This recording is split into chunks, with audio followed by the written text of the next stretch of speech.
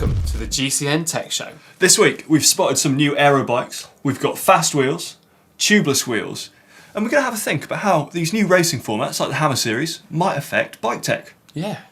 Could there be a big difference made? Who knows? Anyway, let's find out. We're going to talk about it. Make sure you hit the thumbs up button. Let's go.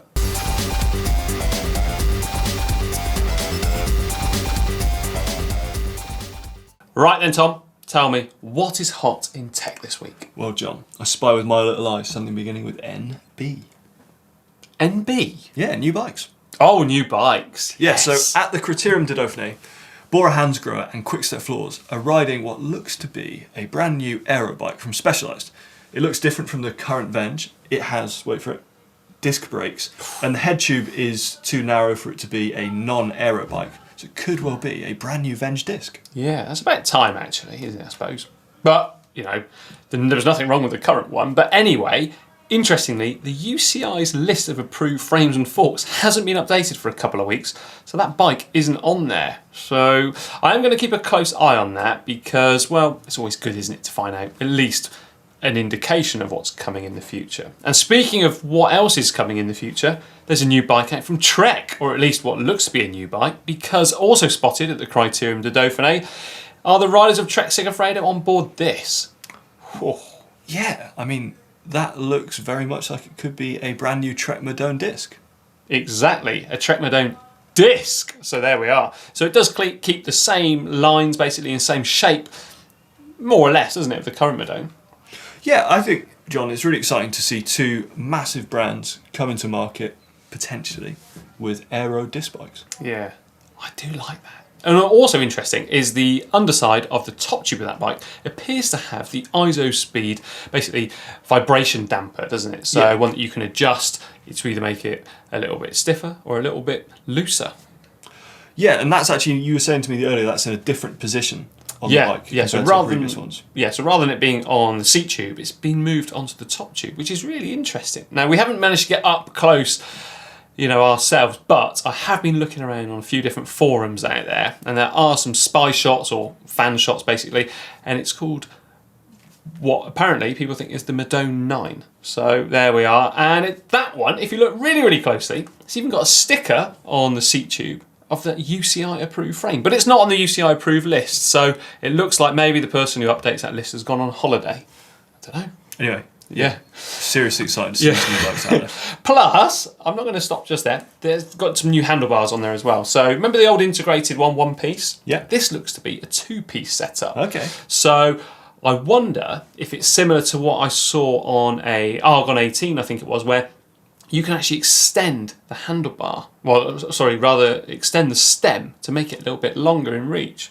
Yeah, because previously on the Madone, the frame, fork, seat tube, seat post obviously, and the handlebars and stem were a unit, right? Yeah. So if you wanted a 14 centimetre stem and 42 centimetre handlebars, one piece, and there wasn't really much room to change that without buying a whole new thing. So yeah, maybe a greater adaptability for the riders too. Yeah. And I wonder as well if those handlebars are actually a bit like what we find on Cervelos, where they're aero-shaped. Well, they are definitely aero-shaped at the top, but they are mounted using a traditional 31/8 stem.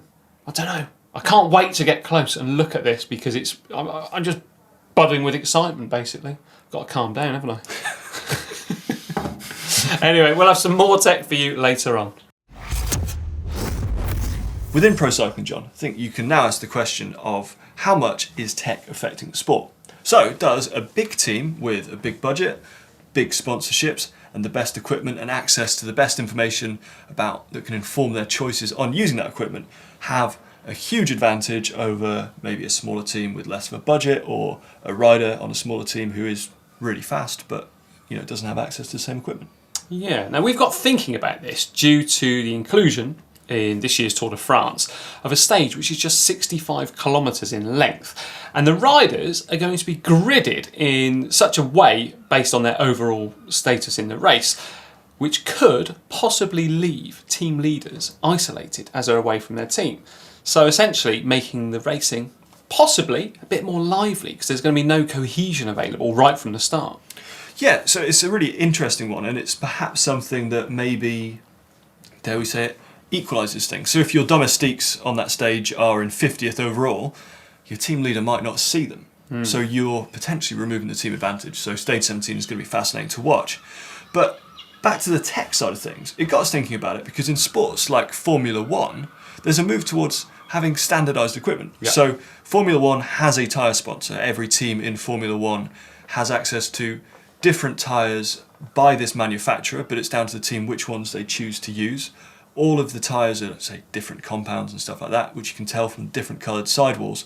And all of these tyres have a barcode so the organisers can check up and make sure that everyone is using the mandated equipment. Yeah. Now, could this work then in pro cycling? I think it could. And I think it'd be quite interesting if they did that as well. Therefore, eradicating that problem of maybe a team having some artisan tyres made for a special event. And then also removing the possible negative comments from armchair fans who say when a race is won on a particularly wet technical descent, or in the case of Paris-Roubaix, for instance, where it's always talked about the tyre choice there. Basically, no one at home can say, well, it's because they're on the best tyres, isn't it? That's why they won. Yeah, imagine being a slightly nervous descender as a rider. Like, you suddenly lose the excuse of, oh, my tyres aren't as good this year. Yeah. But no, I think it could be really interesting, just kind of technological moves like that. And the other thing is that if all of that becomes centralised, we might, as fans, get access to more statistics. We might know the tyre pressures and the tyre compounds that the riders are using, which I think as a tech nerd would be fascinating. Yeah, and I reckon as well, we would start to see team cars with an unbelievable amount of wheels in them. Because I can just imagine it, can't it? One team seeing another team using some tyres and thinking, hang on, why are they using those tyres today? Yeah, well, why aren't we using the yellow barcode today? Yeah. And then suddenly you see them all stop at the side of the road and swapping around. It would just be, be interesting to see. Who knows? Maybe we will see it. Now, not directly linked, but this next one was brought to me basically by an idea from Adam Hansen, who actually said he would get rid of feed zones in professional bike races. These feed zones. Get rid of the feed zones. If you were to enforce this in today's society, it would never pass Health and Safety Act. That's it is true, super dangerous. They're pretty hectic, aren't they? They are dangerous. Yeah, that's certainly an unorthodox idea, but it maybe does raise a few interesting points, because some teams have the budget and the staff to have helpers positioned on the roadside every 40 or 50 kilometres, so about every hour of racing, and other teams just don't and probably never will. Yeah. So it brings me the question, really, should riders be self-sufficient in a race? So at the start of the race, basically they have to take all the food they want with them for the day. And if they do want more food, they're going to have to stop roadside at a shop for some food. Bear with me, it sounds stupid, but this is what riders in the Tour de France and other races historically used to do, wasn't it? There's like a very famous photograph of riders essentially almost going into a shop and just smashing and grabbing. But we don't want riders to do that. But I think it would be interesting for pro cycling to see how riders then would start to conserve their energy. And also, would teams after a stop actually start working together with other teams, or would the peloton take advantage of that if a very strong team was to stop off, etc.? So who knows? If John Canning's ruled the cycling world and this was to happen, and I think the chances of John ruling the cycling world and also this happening are both quite slim. Not going to happen. Not going to happen. I've got questions about how would that happen. So, would it be a move towards top tube bags a la triathlon? Please, no. Yeah. Would you, some massively aero tri-bikes actually have storage in them? And we see that on some e-bikes. So, I've seen a video of Steve, our mate at EMBN. Some e-bikes have storage for like a rain cape or something like that. So would riders literally be storing food in their bikes as like a technological solution to John's presumably quite harsh potential rule? Yeah, or would they start wearing rucksacks and riding along like a mountaineer or something? Because they get through a lot of drinks and bars and gels, don't they? Again, like not totally connected to this, but the rucksack point is quite an interesting one, because we saw they were actually outlawed in road racing at one point because Frank Schleck used one on his stomach in a time trial, which filled the aero void between his body and his tri-bars. Yeah.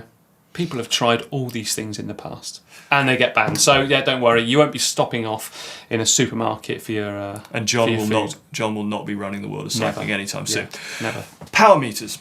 So I'm not sure that I totally agree with this train of thought, to be honest. I know that there are many cycling fans out there who believe that before the advent of power meters, and riders have been using them in training for a long time, but it's maybe only in the last 10, 15 years that they've become light enough for a whole team of riders to spec them and feel that they can use them in a race without being at a disadvantage.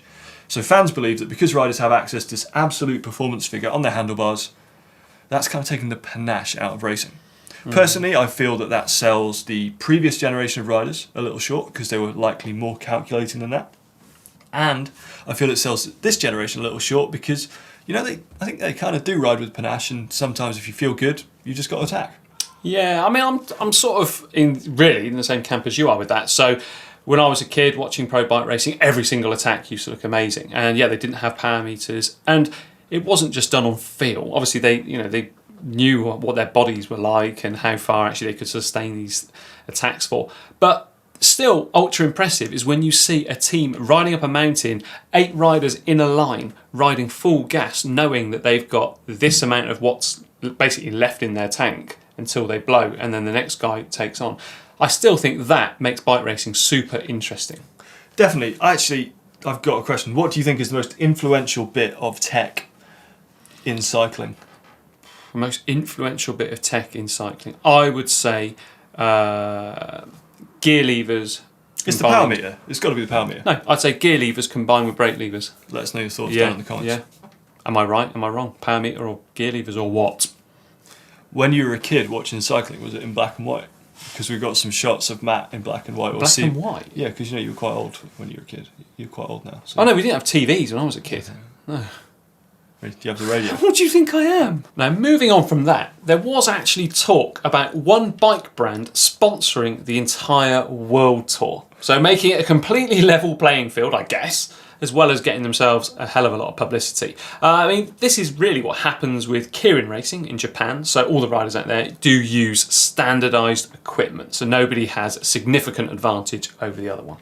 Yeah, I honestly really like that idea for like one race a year. I think, imagine how cool it'd be if, like, you know, pick your monument. Maybe it's Paris-Roubaix, maybe it's Il Lombardia, maybe it's Milan-San Remo. All the teams, all the riders on the start of those races are on the same bikes, same wheels. Carnage. Everything like that. However, I think as someone who really loves bike tech, it would give me serious cause for concern if that ever did roll out to the entire season, because what I think you'd find is some of the smaller brands that we love, some of even the medium-sized brands, might actually start to kind of suffocate from the lack of publicity and slowly fade away. Yeah, it'd be a real shame, actually. From my personal point of view, I don't think it'd be a good idea.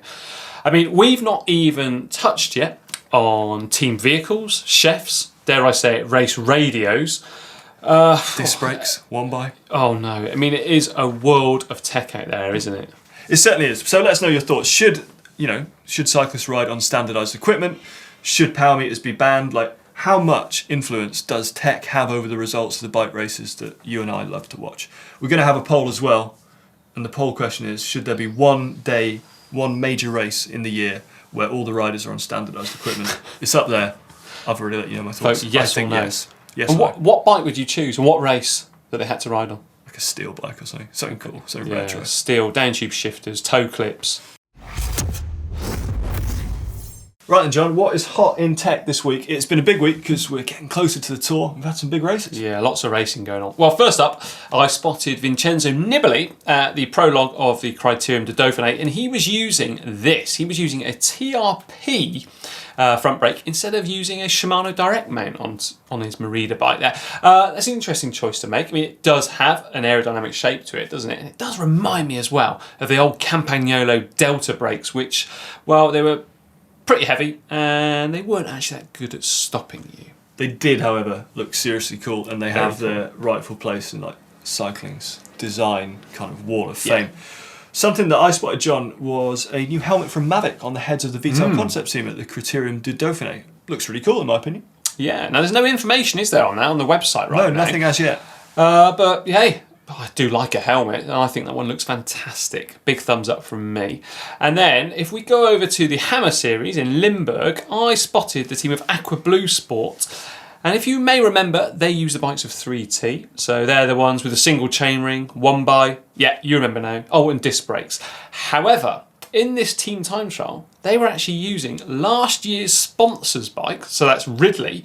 And, well, the reason being, 3T don't actually make a time trial bike. So those Ridleys, they were kitted out with two chain rings and also normal brakes there too.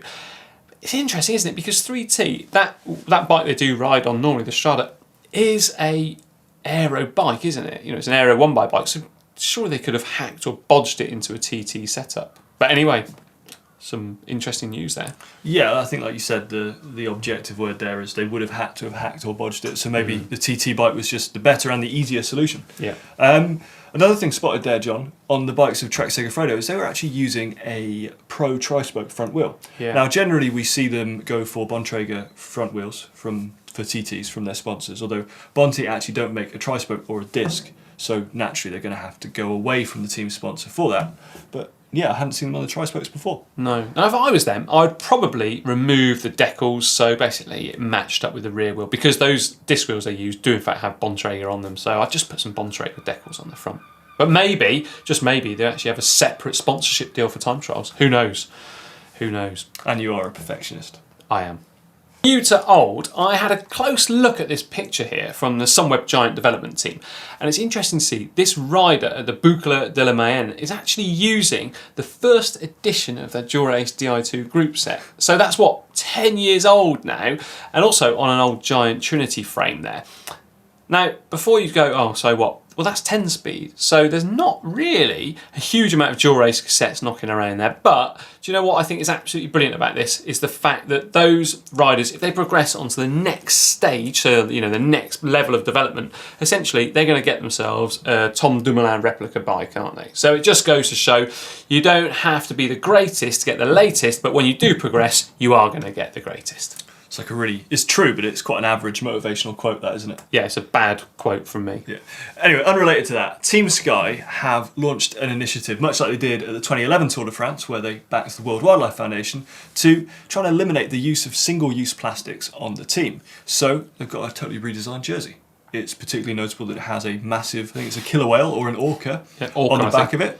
I think it looks really cool. Definitely going to stand out on the peloton. Yeah. Now, some of you will remember, I think it was back in 2011 at the Tour de France, when Team Sky did a similar thing with the World Wildlife Foundation. So they had a green, white and black jersey there, and that certainly stood out. Now, apparently as well, the team are actually going to take to the team presentation of the Tour de France wearing jerseys made out of actual recycled ocean plastic material. So I think that's a brilliant place, get the pun there, to actually make a bigger awareness out of an issue which could affect, well, it is going to affect our futures, isn't it? Let's face it, if we don't stop using this single-use plastic. So I doff my cap to you, Team Sky. Yeah, I'm sorry, I was just recovering from your pun, John. But again, moving away from single-use plastics to carbon fibre wheels. So Zipp has announced an update to their very popular NSW range of wheels. That's the 303, the 404 and the 808. So what they've done is they've increased the internal rim diameter of the wheels. So it's gone up to 19 millimetres, meaning that it works really well with 25 millimetre tyres and works really well aerodynamically as well with those tyres. The wheel tyre interface is actually particularly important in aerodynamics. Plus, in a really cool update, you don't see very many full carbon tubeless wheels even now, and you can do that now. So you can use them tubeless or tubed, whichever you'd prefer. Good work from Zipp. And sticking with Zipp, they've also just announced basically they're going to be launching some new 303, 404 and 808 Firecrest wheels too. They've been busy over there, haven't they? They certainly have, and I think the really cool thing about those wheels is the technology, the showstopper technology that gives a very, very nice sound when they brake. If you've seen any of my pro bikes, I love a good freehub sound. I think noisy bikes can be quite cool, provided it's not noisy and broken, if it's like meant to be noisy and meant to give a cool sound. Yeah. And also in tech, John, our colleague Catherine, of course, was over at the Dirty Kansas 200-mile gravel race in Kansas. And Catherine has a bit of an update. So we're here with FSA and we've got an updated Metron 60 bar, which is due for release in 2019. So as you can see, we've got a flat profile across the front rather than the 10-degree sweep of the 5D model. And also a few interesting modifications to the shape of the bar, not only to make it more ergonomic, but also a little adjustment to account for the fact that a lot more people are running hydraulic disc brakes now. Cheers, Catherine. And it's good to actually see those handlebars seeing the light of day, because we saw Sonny Colbrelli using them back at the 2017 Criterium de Dauphiné and also the Tour de France. So I'm looking forward to seeing those hit the shops. Yeah, that'd be very cool. Finally, for tech news, or extra tech news, because there's been a heck of a lot of it this week, there's a very cool collaboration in the works between Red Bull Racing and BMC bicycles. So they're going to look at electric bicycle technology. That's all we have at the moment, but I think those two companies combined could turn up something. Yeah, amazing. Those two combined, that is going to be almost like the masters of like this tech wizardry. I'm really intrigued. Anyway, more tech next week. Wall of Fame time, and last week we inducted the Reynolds 531 tube set that was used to build literally tens of thousands of bicycles all over the world. And this week then, let's go aerodynamic, let's go high tech, let's go fast, let's go flashy. The disc wheel. Indeed. So the disc wheel is an aerodynamic, often one-piece construction that I think still looks fancy compared to many wheels today.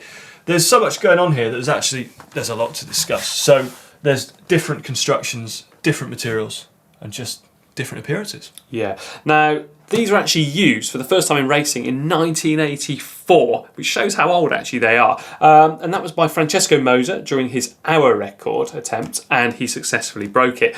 Now, interestingly, those disc wheels back then were literally one-offs being made, probably using quite rudimentary methods, and made of materials such as wood or, in fact, aluminium.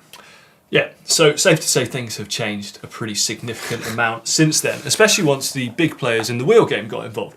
Mavic, for example, had a Mavic Comet disc, and the Comet actually had weights that you could add to the spoke holes or around the edge of the rim. It was like slots, basically. Yeah, to increase the flywheel effect of having a heavier disc wheel. And then you had Campagnolo, who had the Ghibli disc wheel, which had an iconic shield logo on.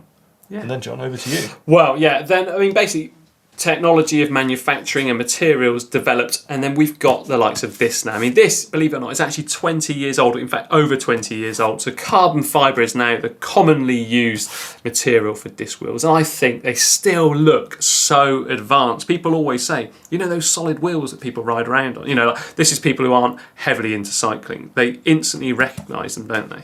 Yeah, I think one of the coolest things you see is very occasionally in time trials, when they're flat and not particularly windy, you'll see people use disc wheel front and rear. Yeah, now that, to be honest with you, fills me with absolute horror when I see someone using a front disc wheel outdoors. I think it's cool. Anyway, we need your suggestions for next week's Tech Wall of Fame, so do leave them in the comments down below. Bike of the week time, and last week we had 3 bikes for you to vote on. All of them belong to Chris Froome, and all of them celebrated a Grand Tour victory. And the winner was, and I certainly didn't predict this personally. Do you want a drum roll or not? Yeah, go for a drum roll. And the winner was Chris Froome's Red Vuelta bike with 38% of the vote. Wow, I didn't expect that. Did you? Fair enough. It's a nice bike. Yeah. And red cars apparently go faster, so do red bikes. Do. Who knows? Yeah, they certainly get more votes. Certainly around here. Right, so sticking with red bikes, I'm going to put together 2 bikes this week. So that Trek that we've spotted, so we don't know much about it, so that's really all we can say, against that Specialized that we've spotted. So you know what to do. Vote up there, that's the drill. And will the red bike win? Are red bikes faster? Bike of the week, spotted edition. Yeah, this is very special. Right then, time for that favourite time of the week for many people out there, the Bike Vault, where we rate your bike nice or super nice. Let's go, John, start off. Right, first up then is Philippe Payet, and he actually described this as his midlife crisis bike. It's a Kent Ericsson. It's a size 65 centimetres because Philippe is 2 metres and 3 tall and from Austin in Texas. It's a super nice for me, John. Straight off the bat, I like the fact that it's a custom-made, presumably titanium bike from a small manufacturer. The build looks really good, and I have never seen a bike that big. So, super nice. Next up. Looks like it's a super nice then. Well done, Philippe. I didn't get to have a say on that one. Anyway, next up, Mikko Jolkonen from Helsinki in Finland, a Canyon Air Road. Tell you what, I would imagine Finland to be just snowing. Well, clearly it's not. No, it's not. It's not snowing. So I think that's super nice. What do you think?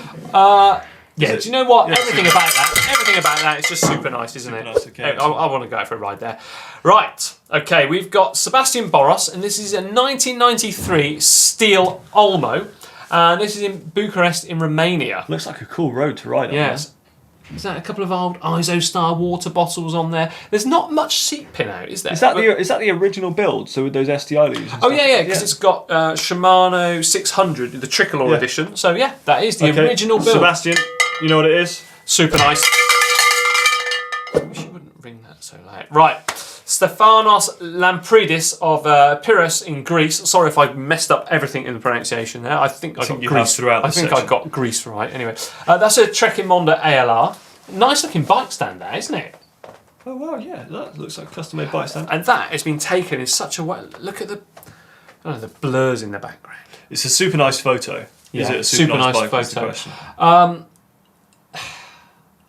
Yeah, I don't know. I think for me, actually, it's just nice.